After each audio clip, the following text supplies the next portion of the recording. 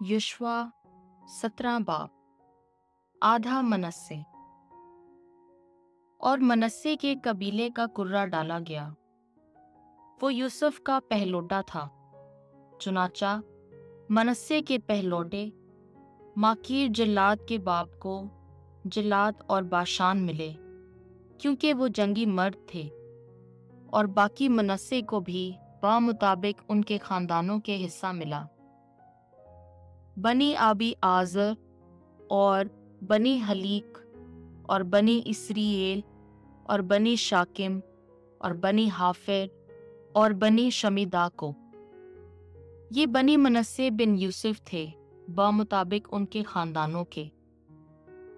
और सिलुफहाद बिन हाफिर बिन जिलाद बिन माकीर बिन मनस्से का कोई बेटा ना था, मगर उसकी बेटियां थीं, जिनके नाम ये हैं महला और नोआ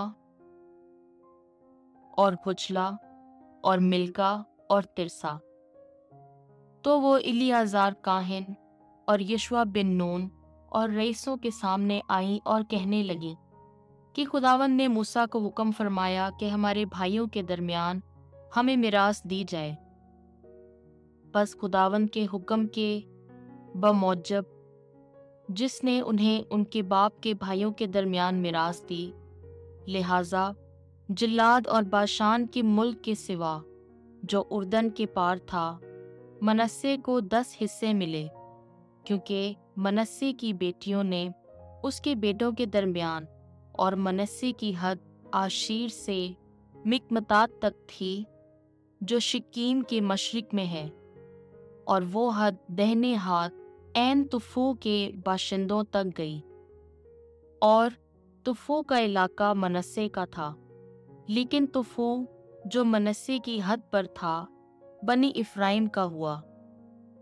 और हद नबी काना को नबी के जनूब की तरफ उतरी। ये शहर मनस्से के शहरों के दरमियान इफ्राइम के हुए, और मनस्से की हद नदी के शुमाल की तरफ थी, और उसका खात्मा समंदर पर था। लिहाजा इफ्राइम की मिरास जनूब की तरफ और मनस्से की मिरास शुमाल की तरफ थी, और समंदर दोनों की हद थी। और दोनों शुमाल की तरफ आशीर से और मशरिक की तरफ यसाकर से मिलती थीं। और यसाकर में और आशीर में मनस्से के ये थे बैत शान और उसके कस्बे, यिबलाम और उसके कस्बे, बाशिंदगान दूर और उसके कस्बे, बाशिंदगान ऐन दूर और उसके कस्बे, बाशिंदगान तनक और उसके कस्बे, बाशिंदगान मजदूद और उसके कस्बे, 3 इजला। मगर बनी मनस्से उन शहरों पर कब्जा ना कर सके, लिहाजा किनानी ही उस इलाके में बसते रहे। और जब बनी इसराइल ने जोर पकड़ा तो किनानियों को बाज गुजार बनाया, लेकिन उन्हें ना निकाला। और बनी यूसुफ ने यशवा से बात करके कहा कि तूने क्यों हमारे लिए फक्त एक कुर्रा डाला और सिर्फ एक मिरास हमें दी? हम तो एक बड़ी कौम है, और इस वक्त तक खुदावंद हमें बरकत देता रहा। यशवा ने कहा कि अगर तुम एक बड़ी कौम हो तो जंगल को फरीजियों और फाइम के इलाके में चढ़ जाओ। और अगर इफ्राइम का कोहिस्तान तुम्हारे लिए तंग है तो वहां अपने लिए काट कर साफ करो।